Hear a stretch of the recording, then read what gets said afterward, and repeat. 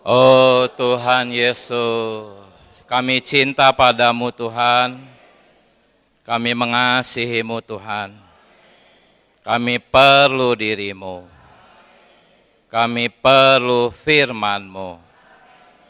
Tanpa pertolongan-Mu kami tidak dapat memahami firman-Mu.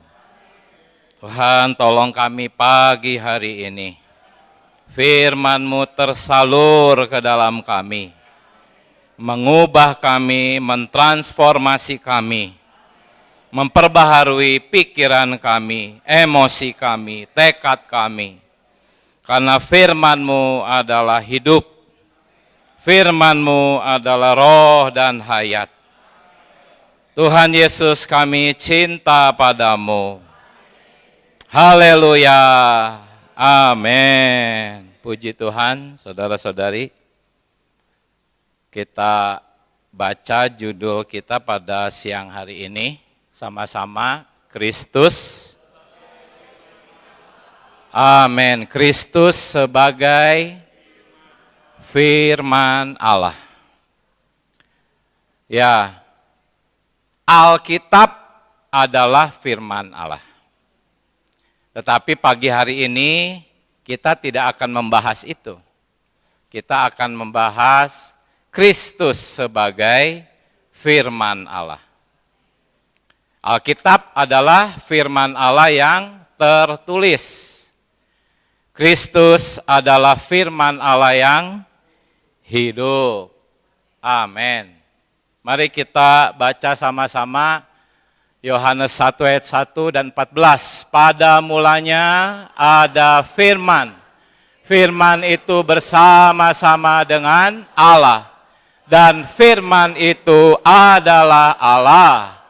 Firman itu telah menjadi manusia sebagai anak tunggal Bapa. Jadi hari ini kita akan melihat firman yang hidup.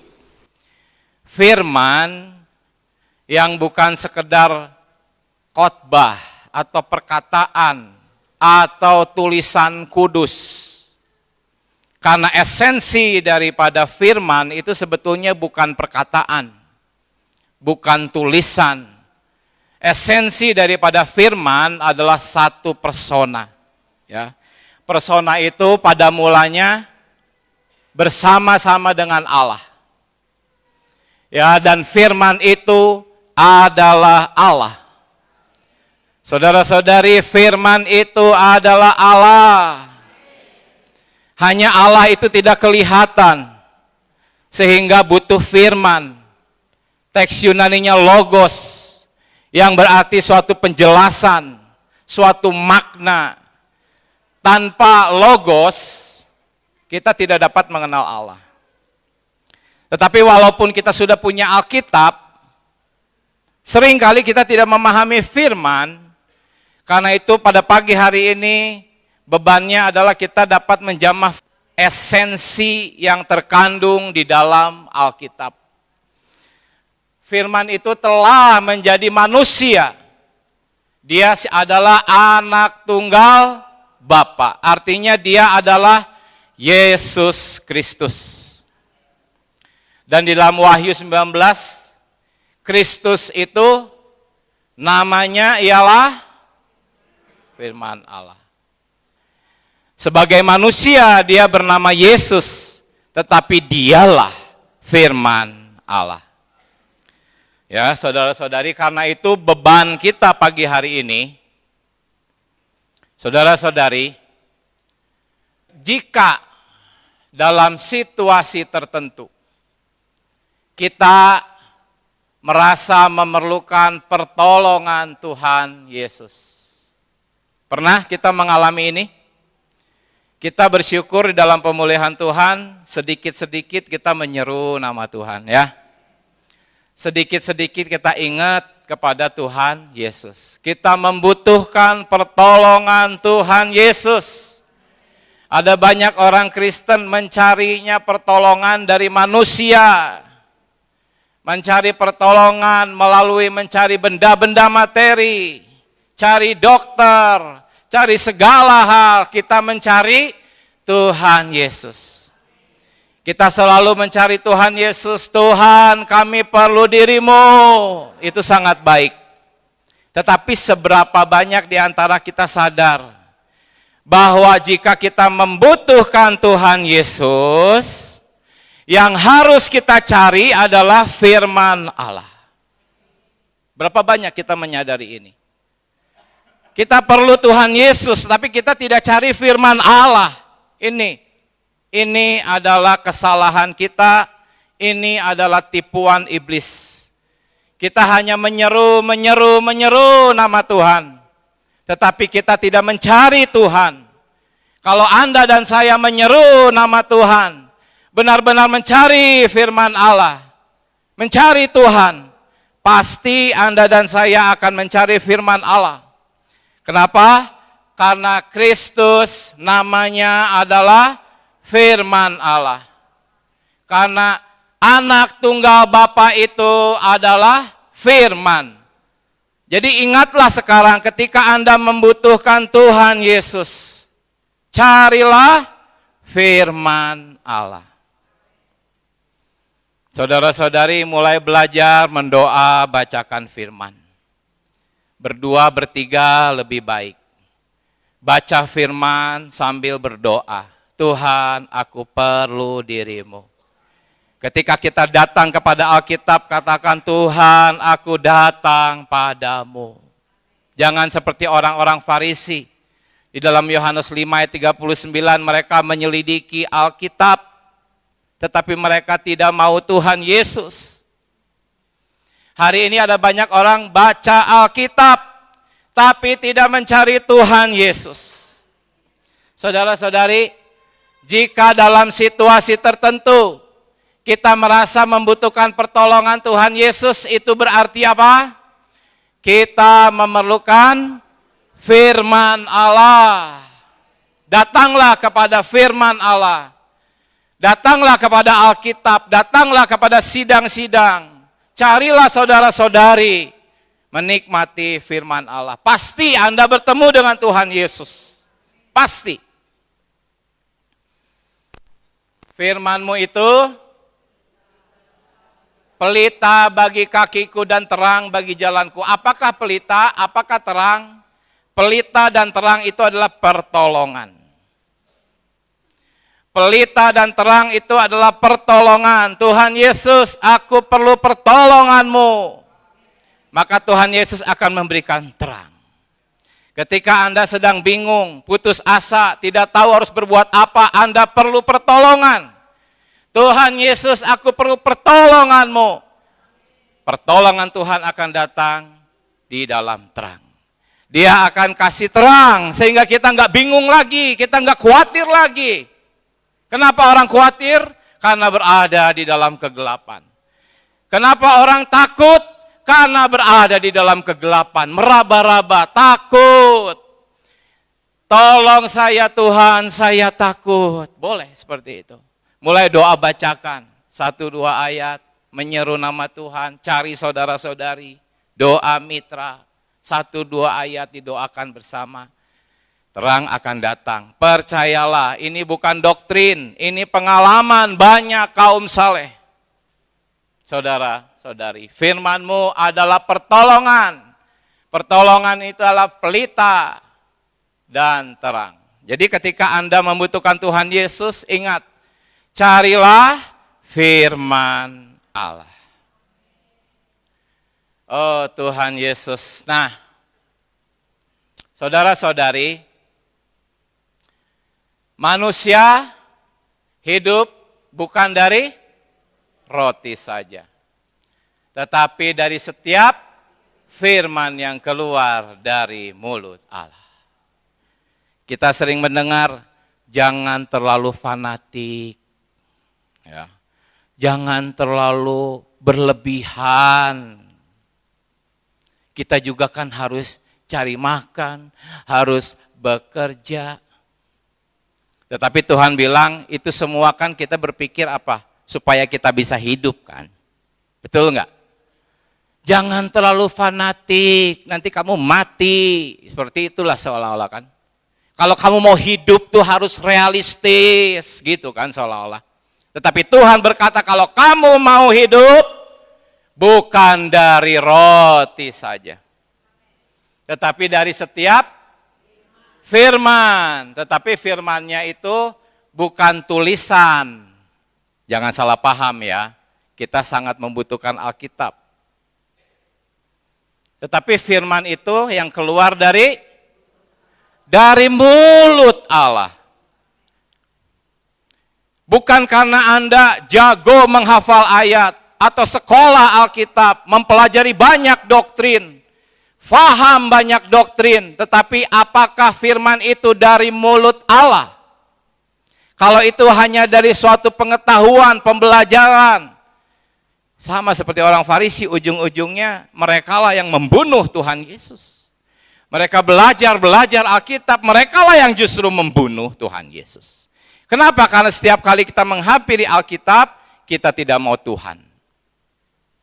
Saudara-saudari, ya manusia hidup di sini al-muhit, termasuk kehidupan kita sekarang. Bukan dari roti saja. Apa yang melatar belakangi ayat ini, saudara-saudari? Tahu gak? Latar belakang daripada Matius ya 4 ayat 4. Ini beban kita hari ini ya. Matius 4 ayat 4. Tetapi apa yang melatar belakangi ayat ini? Ya. Yang melatar belakangi ayat ini adalah, saya ceritakan. Tuhan Yesus setelah dibaptis dibawa oleh Roh kemana? Ke padang gurun. Di padang gurun Tuhan Yesus mengalami 40 hari masa ujian, masa penderitaan. 40 hari berpuasa dan akhirnya dia lapar. Ya. Kalau Anda dan saya yang lapar, lalu Anda dan saya punya uang, punya kuasa, langsung kita akan beli apa? Beli roti. Ya.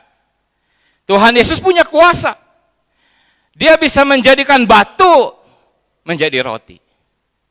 Tetapi di saat dia sedang lapar, ya, dia tidak mau perkara jasmani.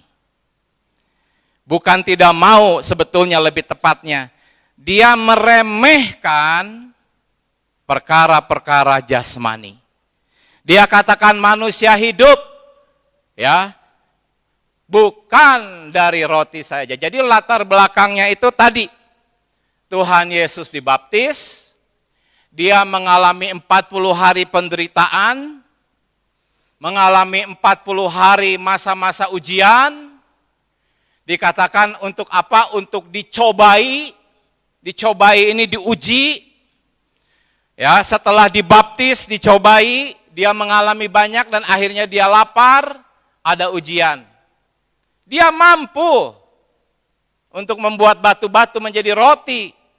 Tetapi dia berkata, bukan dari roti jasmani saja. Dia tetap kuat, dia tidak mau dicobai oleh iblis. Dia menang melawan iblis. Setelah peristiwa ini, barulah Tuhan Yesus menjawab. Ya, manusia hidup bukan dari roti saja, tetapi dari setiap firman. Dia bicara ini dalam keadaan lapar, saudara-saudari. Dalam keadaan 40 hari belum makan, saudara-saudari. Tetapi dia tetap teguh kepada perkara rohani. Dia mengabaikan, dia meremehkan perkara jasmani. Bukan berarti dia tidak makan sama sekali. Poinnya adalah dia menganggap perkara jasmani itu adalah hal yang sekunder. Itu poinnya. Dia mengutamakan perkara rohani. Ketika kita ada kesempatan untuk mendapatkan segala macam harta benda, kita harus berkata, Tuhan, yang terutama adalah yang kekal. Itu ya. Jadi, saudara-saudari, banyak orang Kristen mengira bahwa selama Tuhan berpuasa, dia tentu tidak makan apa-apa. Ya. Namun ayat ini mengatakan mewahyukan bahwa selama Tuhan Yesus berpuasa, dia pun makan. Ya. Secara lahiriahnya memang dia berpuasa. Namun secara rohani dia makan. Ini ada wahyu ini. Demikian juga saudara, semoga kita ketika kita sedang kekurangan secara jasmani, tetaplah makan. Tetaplah menikmati Tuhan. Ya. Dalam keadaan lapar, Tuhan Yesus tetap kuat. Karena dia tidak hidup dari roti jasmani saja. Ada orang-orang yang hidupnya dari roti jasmani saja. Semuanya serba cukup, makanannya bagus, bergizi, olahraganya baik. Tetapi begitu iblis datang mencobai dia, segera jatuh. Tidak ada kekuatan karena hidupnya hanya dari jasmani saja. Semoga kita tidak sedemikian. Tuhan Yesus dalam keadaan lapar, dia menang terhadap pencobaan musuh. Dengan menggunakan apa? Dengan menggunakan firman Alkitab. Sebetulnya firman ini tuh kutipan dari Ulangan 8 ayat 3. Manusia jangan hidup dari roti saja, itu Ulangan 8 ayat 3, dia kutip ayat itu. Apakah Tuhan Yesus menghafalkan Alkitab? Bukan, dia menikmati firman. Kalau Anda dan saya menikmati firman, gak usah dihafal pun keluar. Tetapi anak-anak muda harus menghafal ya. Harus menghafal. Tetapi kalau kita menikmati firman Allah, di saat-saat yang dibutuhkan seperti Tuhan Yesus, Ulangan 8 ayat 3, jadi hidup.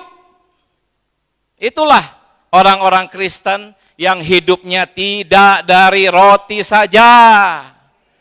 Jika kita menikmati firman Allah, kita akan memiliki kekuatan. Kekuatan ini apa? Anda tidak akan khawatir, Anda tidak akan takut, situasi buruk Anda tetap bersuka cita, itu namanya orang kuat.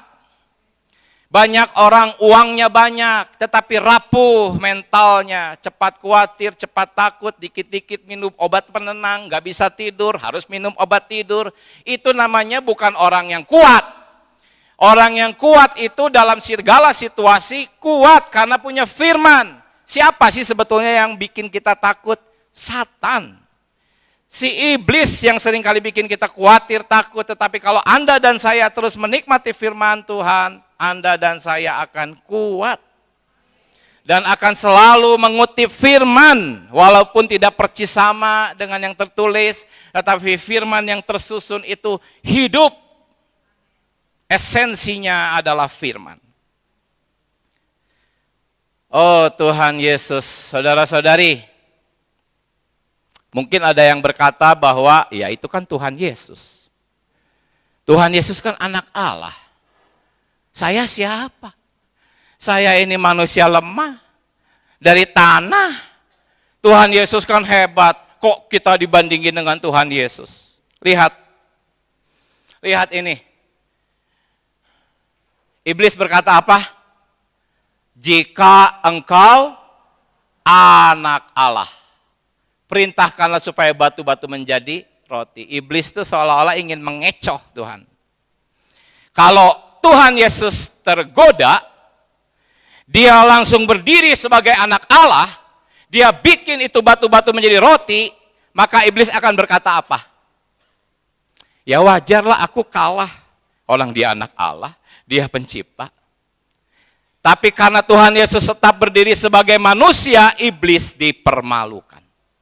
Iblis dikalahkan oleh manusia ciptaan. Makanya Tuhan Yesus nggak mau terkecoh. Iblis mencoba menyeret dia ke posisi sebagai anak Allah, tetapi Yesus menjawab, manusia. Artinya Anda dan saya. Manusia yang hidup bukan dari roti jasmani saja akan mengalahkan engkau, hai iblis. Seolah seperti itu. Sehingga iblis dipermalukan di sini. Ini kan sebetulnya pertarungan antara iblis dengan manusia. Manusia ini mengenakan tubuh, ada darahnya, ada dagingnya, ada tulangnya. Siapa? Ini kan ciptaan. Tetapi Yesus adalah pencipta yang menjadi ciptaan. Statusnya ada dua. Dia adalah pencipta dan ciptaan.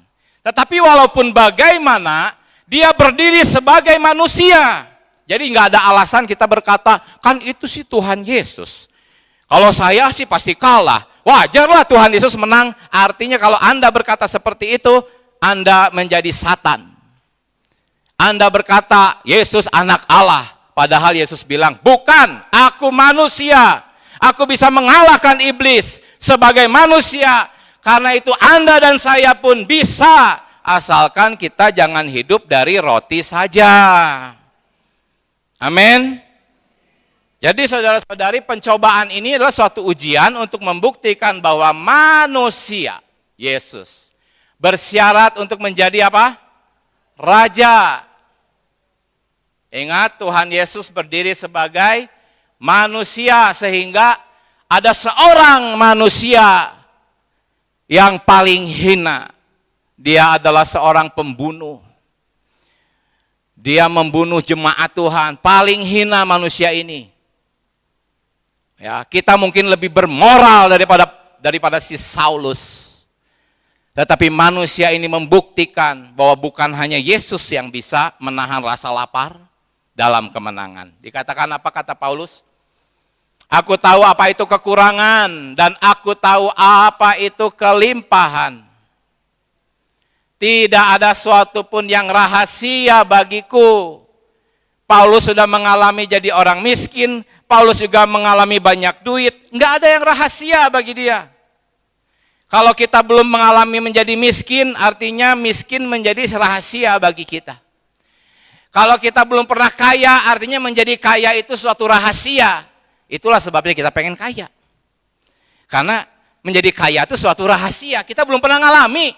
Tapi kalau Anda sudah pernah mengalami menjadi orang kaya sekian lama, dan Anda menikmati Tuhan di dalam kekayaan Anda, pasti Anda tidak mau, tidak terlalu jatuh cinta kepada harta kekayaan. Seperti Paulus, dia sudah mengalami kekayaan, mengalami kemiskinan, dan tidak ada rahasia. Dia mengalami apa? Dia katakan, baik dalam hal kenyang maupun kelaparan, baik dalam hal kelimpahan maupun kekurangan, segala perkara dapat kutanggung di dalam Dia yang memberi kekuatan kepadaku. Sebetulnya penderitaan yang Paulus alami lebih banyak kuantitinya, bukan lebih rendah. Bukan penderitaan Tuhan Yesus lebih rendah. Penderitaan Tuhan Yesus paling agung. Hanya Paulus tuh lebih banyak kuantitinya sebetulnya menderita. Tetapi Yesus hidup di dalam dirinya. Sehingga dia bisa seperti Tuhan Yesus. 40 hari lapar, menang. Amin, saudara-saudari. Ya. Saudara-saudari, ini adalah syarat untuk menjadi raja. Ya. Ini ujian ini harus kita alami. Karena inilah syarat untuk menjadi raja. Di dalam Wahyu pasal 22 ayat 5, nasib kita sudah ditentukan. Kita tidak akan menjadi rakyat biasa. Walaupun kita rendah hati, Tuhan gak apa-apalah, saya jadi rakyat biasa aja di kerajaanmu. Gak bisa. Sudah ditentukan untuk jadi raja. Kalau enggak matang di zaman ini, akan didisiplin 1000 tahun. Harus jadi raja. Harus diuji. Tidak bisa tidak. Sudah terlanjur kita dipilih, saudara-saudari. Ya. Makanya di sini dikatakan, di sini kita nampak satu prinsip ya, pelajaran Hayat Matius berita 11. Ada satu prinsip penting dalam ministry dan ekonomi Tuhan. Jika kita tidak tahu bagaimana merendahkan keperluan jasmani kita dan memperhatikan keperluan rohani, kita tidak bersyarat, saudara-saudari, bagi ministrinya. Agar bersyarat dalam ministri Tuhan, kita harus diuji. Mengenai soal diuji di sini adalah sebetulnya Tuhan memperlihatkan kepada kita. Kalau di mata Tuhan nggak perlu ujian, udah tahu kok. Oh, saudara ini kadar emasnya baru 10%. Saudara ini kadar emasnya baru 50%, yang ini baru 2%. Bagi Tuhan nggak perlu diuji, udah tahu, dia udah bisa tahu, tembus pandang dia melihat kadar emas di dalam diri kita. Tapi kadang-kadang kita yang masih 2%, emasnya menyangka udah 20%. Kita yang emasnya baru 5% menyangka udah matang 50%. Bahkan ada yang merasa sudah menjadi seperti Tuhan Yesus. Nah, orang-orang ini harus diuji. Supaya kadarnya jadi terekspos. Ya, kita mengalami kok. Saya berulang kali mengalami, saya merasa udah hebat. Tuhan izinkan jatuh. Marah-marah. Waktu saya mengalami ditipu uang ratusan juta, saya bersuka cita, ajaib saudara-saudara, ada hayat. Lalu saya merasa, saya sudah hebat, lihat uang ratusan juta aku suka cita. Besoknya saudara-saudari ada yang 500.000 nipu saya marah-marah. Kita kadang-kadang harus diuji. Supaya mata kita bisa melihat keadaan kita diri sendiri sejelas Tuhan. Semua harus diuji. Dan ketika kita diuji, kita harus tunduk. Makanya jangan begitu hatinya udah mulai meninggi, begitu sombong itu mulai terasa, segera. Tuhan tolong, aku nggak mau diuji. Karena kalau sombongnya awet dibiarin terus, siap-siap dapat ujian.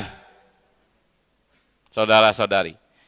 Oh, ketika kita mulai merasa sombong, Tuhan ampuni, jangan uji saya. Seperti Petrus kan, Tuhan yang lain pergi, aku tetap ikut engkau.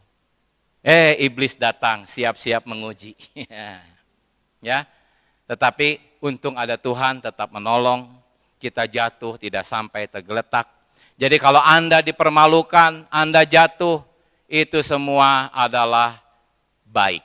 Tidak pernah salah. Intinya kita semua harus diuji. Ya, saudara-saudari. Amin. Oh Tuhan Yesus. Ini baterainya habis kayaknya. Oh Tuhan Yesus. Ya. Amin. Saudara-saudari, angka 40, ya, kalau kita baca ayat-ayatnya nih, itu semua berarti 40 itu adalah masa pencobaan dan penderitaan. Jadi bukan hanya Tuhan Yesus yang dibawa ke padang gurun. Kita pun juga pasti akan dibawa ke padang gurun. Karena 40 hari di padang gurun itu melambangkan apa? Pencobaan dan penderitaan. Kita semua mengalami. Tetapi syukur kepada Tuhan, ada firman manusia hidup bukan dari roti saja, tetapi dari setiap firman. Ketika Anda sedang dibawa ke padang gurun, carilah pertolongan. Pertolongannya siapa? Ya, dia Tuhan Yesus, tetapi Tuhan Yesus sebagai firman. Tuhan, aku perlu firman. Ya. Nah, saudara-saudari, ini terjadi setelah Tuhan Yesus dibaptis. Ini menggambarkan awal kita masuk ke dalam penempuhan jalan gereja. Ini pelajaran hayat Matius, berita 11. Urutan dalam administrasi Allah selalu. Pertama, pemilihan. Kedua, pengurapan. Ketiga, pengujian. Kita sudah dipilih. Kapan kita diurapi? Ketika kita percaya dan dibaptis. Dan setelah itu kita masuk pengujian. Ada memang saat-saat bulan madu sebentar, ya. Tetapi setelah bulan madunya beres, masuk pengujian. Pasangan pengantin bulan madu, nggak lama ya. Begitu pulang ke rumah siap-siap, Anda pasti akan merasa salah pilih jodoh. Itu selalu dialami oleh semua. Walaupun tidak pernah ada jodoh yang salah. Tetapi itu masa pengujian. Kita harus sungguh-sungguh sadar perkara ini, kita semua tidak lepas dari ujian. Ya. Jadi urutannya seperti itu, pemilihan, pengurapan, pengujian. Dalam ekonomi Allah, setelah kita ditentukan untuk sesuatu, apa kita harus menjadi raja. Kita selalu akan diuji bila Tuhan Yesus memerlukan ujian, apalagi kita. Oh Tuhan Yesus, ya. Coba saudara-saudari simak dalam menempuh jalan gereja. Ujian pertama ialah apa? Kita akan menghadapi penurunan standar penghidupan kita. Inilah ujian dalam bidang penghidupan jasmani kita. Setiap orang yang menempuh jalan gereja ini akan diuji atas masalah penghidupan sehari-hari. Kita akan diuji untuk menunjukkan kepada seluruh alam semesta bahwa apa? Sama-sama perhatian kita bukanlah pada makanan lahiriah, melainkan makanan rohania. Ketika Anda menikmati firman Allah sedemikian secara memadai, selera Anda terhadap hal-hal lahiriah mulai berkurang. Saat itu iblis dipermalukan. Iblis memberi banyak godaan, banyak cobaan, tetapi selera Anda sudah lagi bukan itu. Maka itulah saatnya kemuliaan. Tuhan dipermuliakan, iblis dipermalukan. Jadi kalau Anda yang sekarang ini masih, kita, Anda dan saya, saudara-saudari, seleranya masih tinggi terhadap segala macam hal-hal dunia, dan tidak punya selera terhadap firman Allah. Oh, iblis sungguh menang. Kita mempermalukan Allah. Tetapi kita membutuhkan ujian demi ujian, penanggulangan demi penanggulangan. Tujuannya apa? Supaya alam semesta, ya, alam semesta ini tahu, saudara-saudari, bahwa kita tidak lagi memperhatikan perkara lahiriah. Bukan berarti kita menjadi orang miskin. Ini perkara mental, saudara-saudari. Kadang-kadang orang miskin lebih cinta harta daripada orang kaya. Ya, tidak, cinta harta itu belum tentu dia kaya atau miskin. Itu benar-benar sama saja, saudara-saudari. Itu tergantung selera kita. Apakah kita sudah berselera terhadap firman Allah atau tidak? Saudara-saudari, berhari-hari di padang gurun, Yesus tidak memperhatikan makanan lahiriahnya, melainkan makanan rohaninya. Dia puasa secara jasmani, tetapi dia makan firman Allah. Di padang gurun, dia tidak hidup dari roti saja, melainkan dari firman Allah. Kita semua pasti punya padang gurun kita masing-masing. Biarlah kita di padang gurun kita menikmati firman Allah, saudara-saudari. Jadi, inilah poin beban kita hari ini, saudara-saudari. Ya, kita akan mengalami penurunan standar penghidupan kita supaya apa? Bukan kita sih yang menurunkan standar itu. Kalau standar itu tuh tinggi, hanya melalui banyak peristiwa. Kita mungkin diizinkan Tuhan mengalami sakit, mengalami kebangkrutan, kesusahan ekonomi, mungkin ada orang merugikan kita, bertahun-tahun kita menderita di padang gurun. Itu semua tanpa sadar akan mulai menurunkan standar kita terhadap dunia. Itu bukan dibuat-buat. Itu semua tuh tangan Allah yang bekerja, melalui Dia mengizinkan peristiwa-peristiwa buruk terjadi dalam hidup kita. Tanpa sadar, setelah Anda melewati itu semua, standar Anda itu turun terhadap dunia dan hal-hal materi. Mungkin harta bertambah, bisa jadi, tetapi standar Anda sudah menurun.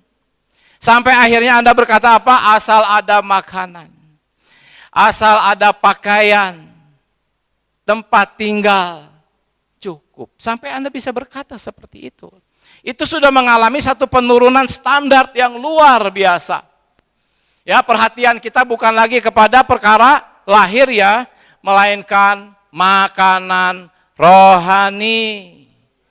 Gereja menjadi keluarga Anda, tempat Anda makan dengan nikmat, saudara-saudari. Ya, mohon tetap berkonsentrasi, masih ada beberapa beban, saudara-saudari.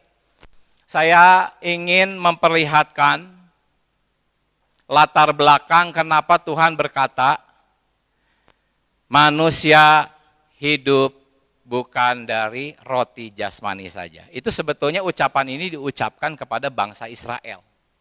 Ya, di dalam Ulangan. Dikatakan, ingatlah, ini Tuhan berfirman kepada bangsa Israel.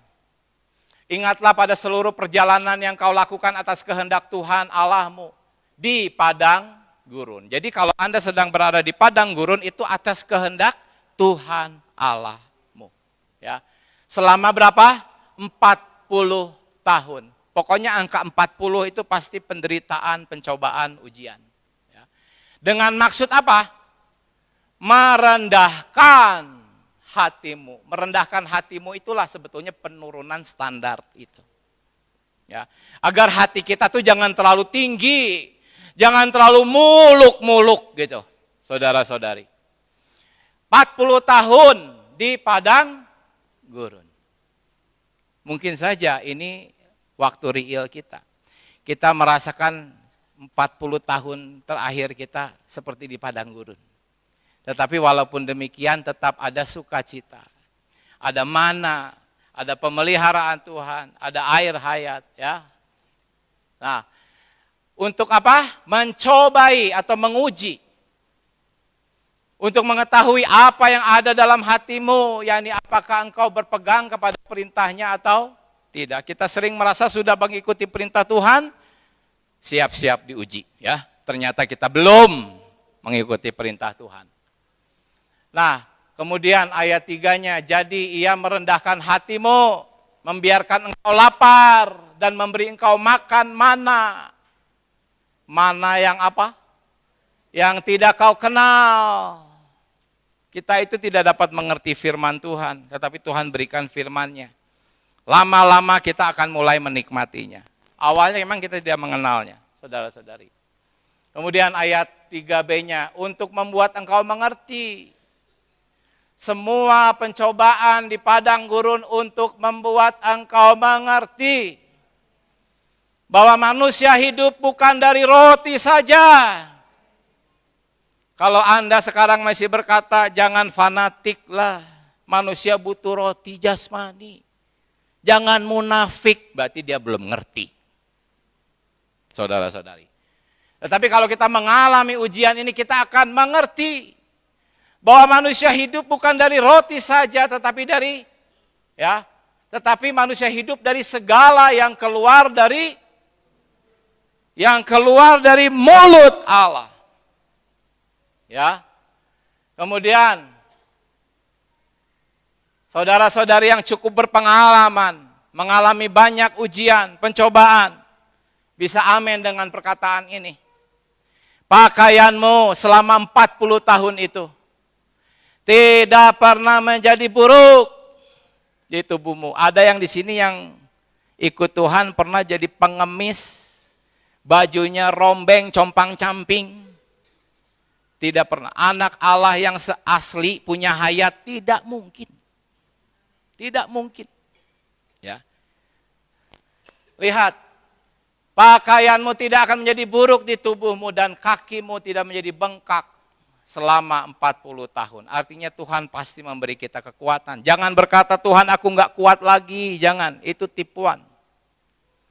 Amin, saudara-saudari.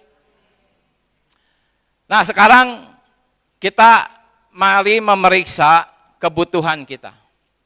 Di awal saya sudah sampaikan bahwa firman ini bukan sekedar sebuah tulisan kudus di dalam sebuah buku. Tetapi firman ini adalah harus keluar dari mulut Allah. Apa maksudnya ini, saudara-saudari? Catatan kakinya berkata, seluruh Alkitab adalah hembusan Allah. 2 Timotius 3 ayat 6. Tetapi kalau LAI-nya itu diilhamkan oleh Allah. Ya. Bahasa aslinya itu dihembuskan oleh Allah. Beda jauh. Kalau diilhamkan itu hanya sebuah pemikiran saja. Banyak kok orang baca Alkitab, sekolah Alkitab, lalu dapat ilham. Ya. Tetapi pulang ke rumah, piring terbang lagi. Marah-marah lagi. Benci orang. Buat apa itu ilham? Tetapi 2 Timotius 3 ayat 16 dikatakan kalau dihembuskan Allah itu akan mengubah perilaku kita. Ya. Itu akan ada khasiatnya secara rohani. Karena firman adalah hembusan, maka firman dalam Alkitab adalah firman yang keluar dari mulut Allah. Ketika Anda membaca Alkitab, Tuhan, aku tidak mau tulisan yang mati, aku ingin hembusan-Mu. Berhembuslah Tuhan. Engkau harus ada di sini, bersama-sama dengan aku baca Alkitab. Berhembuslah kepadaku Tuhan. Kita perlu berdoa sedemikian. Ya, kalau kita sedang tidak selera baca Alkitab juga berdoa, Tuhan, aku enggak selera baca Alkitab. Tapi aku perlu hembusan. Cari saudara-saudari, baca sendirian itu susah. Tapi kalau baca berdua, bertiga itu mudah. Cari saudara-saudari. Dan ingat, jangan langsung baca pakai otak, pakai pikiran saja. Tuhan berhembuslah. Ini perlu doa-doa yang seperti itu supaya kita mendapatkan khasiat. Ya. Nah, keluar dari mulut Allah ini berarti hembusan Allah, dan hembusan Allah ini adalah roh. Ya, ingat nggak ketika Tuhan Yesus menghembuskan, terimalah Roh Kudus. Ya. Maka itu Yohanes 6 ayat 63 berkata bahwa firman yang kukatakan kepadamu adalah roh. Oh, banyak orang sekolah Alkitab, sarjana, S1, S2, bahkan profesor teologi. Berapa banyak yang menyadari bahwa firman itu adalah roh. Saya sering bersekutu, ya, berdiskusi dengan para teolog, para ahli pelajar Alkitab. Ya, mereka menertawakan ketika saya berkata, saudara, apakah Alkitab? Menurut 2 Timotius, Alkitab itu hembusan Allah. Wah, saya ditertawakan. Kalau gitu dalam hati ngapain belajar Alkitab? Ngapain? Tuhan sendiri kok yang berkata, ini bukan tafsiran saya. Bahwa firman itu adalah roh. Itulah sebabnya mengapa orang belajar Alkitab akhirnya dialah yang berbuat dosa. Jatuh ke dalam dosa-dosa. Sama seperti orang Farisi, mereka lah yang membunuh Tuhan. Saudara-saudari, jadi manusia hidup bukan dari roti saja, tetapi dari setiap firman. Firman itu harus hembusan. Teks Yunaninya rema. Ya. Ada firman logos, ada firman rema. Kita semua sudah tahu, tetapi logos itu tetap mustika. Ya, saudara-saudari, di dalam pemulihan Tuhan, kita penuh dengan logos. Dan logoslah yang akan bisa menghasilkan rema.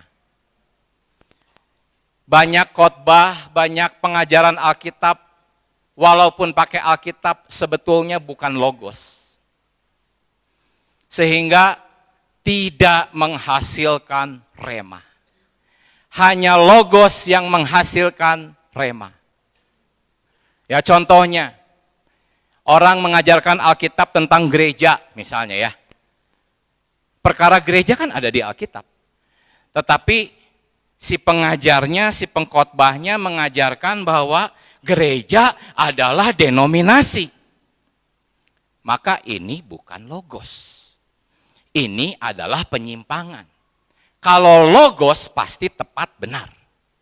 Gereja itu bukan denominasi. Gereja itu adalah eklesia, yaitu orang-orang, Anda dan saya yang dipanggil. Kalau pengajarannya tidak tepat, maka tidak akan bisa jadi logos. Dan pasti tidak akan dapat menjadi rema. Hanya logos yang benar-benar bisa membuat orang mendapatkan rema. Contohnya lagi pengajaran, percaya Tuhan, nanti kamu pasti selamat. Kamu pasti masuk surga. Tuhan datang diangkat ke langit. Itu bukan logos. Gak ada pengajaran seperti itu di dalam Alkitab. Kalau kita percaya nanti Tuhan datang kita tinggal di langit. Gak ada semacam itu. Ya. Jadi banyak sekali pengajaran Alkitab yang bukan logos. Itulah sebabnya tidak ada rema. Dan kalau tidak ada rema, tidak akan ada pertumbuhan hayat. Tidak akan ada iman. Ini sedikit mengenai logos. Ya, karena apa? Karena Alkitab itu logos. Dan kita harus baca logos. Supaya kita mendapatkan rema. Ya, saya harus cepat, saudara-saudari. Jadi, keluar dari mulut Allah itu berarti rema ya. Bukan logos, tetapi logoslah yang menghasilkan rema. Ya, karena itu, sebab itu Alkitab adalah apa? Perwujudan Allah Sang Roh. Pernah nggak mendengar buku itu? Alkitab adalah perwujudan Allah. Luar biasa, saudara-saudari. Roh itu adalah esensinya, substansinya dari Alkitab. Seperti fosfor adalah unsur dasar dari korek api. Kita harus menggunakan roh kita untuk menggesekkan roh Alkitab. Kalau ada menggesekkan pentul korek api di tempat yang salah, tidak akan ada api. Kalau Anda membaca Alkitab menggunakan organ yang salah, tidak akan ada roh, tidak akan ada rema. Ya. Nah, sebagai perwujudan Allah Sang Roh, Alkitab firman Allah juga adalah perwujudan Kristus. Jadi Alkitab kita adalah perwujudan Kristus. Ketika Anda datang kepada Alkitab, datanglah kepada Kristus. Banyak orang ingin cari jalan keluar dari permasalahannya, di bisnisnya, di dalam permasalahan hidupnya, rumah tangganya, cari Alkitab. Tetapi tidak cari Kristus. Maka Alkitab tidak akan berfungsi buat dia. Karena Alkitab adalah perwujudan Kristus. Ya. Oh, Tuhan Yesus macet lagi. Ya, Kristus adalah firman Allah yang hidup, Alkitab adalah firman Allah yang tertulis. Jadi kesimpulannya ini, kita sudah sampai di akhir. Kesimpulannya, saudara-saudari, beban berita kita jika dalam situasi 40 hari Anda di padang gurun, Anda merasa memerlukan pertolongan Tuhan Yesus, itu berarti Anda memerlukan firman Allah. Tetapi firman Allah ini adalah firman yang keluar dari mulut Allah, bukan logos yang kita pelajari dengan mengandalkan pemikiran kita. Tetapi logos yang kita doakan, logos yang kita doa bacakan, dan akhirnya kita mengalami pertolongan oleh firman Allah. Sebagai perwujudan Allah Sang Roh, Alkitab, firman Allah juga adalah perwujudan Kristus. Kristus adalah firman Allah yang hidup, Alkitab adalah firman Allah yang tertulis. Mari kita berdoa, saudara-saudari. Tuhan Yesus, kami hari ini ada di bumi. Seringkali Engkau memimpin kami ke padang gurun. Banyak hal-hal dalam kehidupan kami, Tuhan, begitu menakutkan, begitu membuat kami menderita, Tuhan. Oh Tuhan Yesus, tidak peduli bagaimana kondisi kami, tingkatan sosial yang rendah ataupun tinggi, kami yang memiliki kecukupan ekonomi, kami yang juga kekurangan secara ekonomi, semuanya sama. Kami sering kali mengalami padang gurun, Tuhan. Biarlah firman hari ini kami ingat bahwa manusia hidup bukan dari hal-hal materi dan jasmania saja, tetapi dari firman. Dan firman itu harus menjadi hembusan dirimu sendiri. Karena itu kami perlu Tuhan ajar kami. Tuhan, kami perlu Engkau ajar kami untuk datang kepada Alkitab dengan tepat, datang kepada Alkitab dengan tujuan mencari dirimu. Ajarkan kami berdoa ketika kami membaca Alkitab. Ajarkan kami berdoa baca Alkitab. Ajar kami Tuhan menempuh hidup gereja, menikmati firman Allah di dalam sidang-sidang. Agar kami Tuhan menjadi pemenang di padang gurun, mempermalukan musuhmu, karena kami hidup bukan dari roti saja, tetapi dari setiap firman yang kami nikmati dalam hidup gereja. Saudara-saudari, beban berita hari ini mari kita doakan berdua bertiga. Tuhan Yesus, kami cinta padamu, kami perlu firman-Mu. Firman-Mu adalah pelita dan terang bagi jalan kami. Firman-Mu adalah pertolongan yang kami butuhkan. Ajar kami Tuhan menikmati firman-Mu. Haleluya. Puji Tuhan. Amin.